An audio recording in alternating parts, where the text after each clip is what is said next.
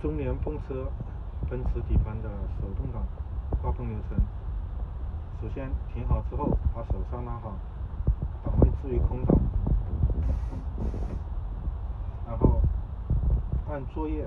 进行挂泵，再按 PTO 进行上传电源上电，然后档位要挂入高7档，拍下这个小按钮，高7档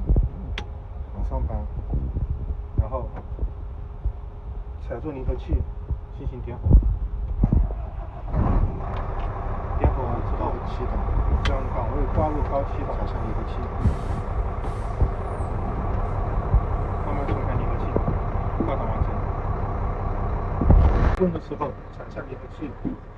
退档，切换到行驶状态，再泵完成。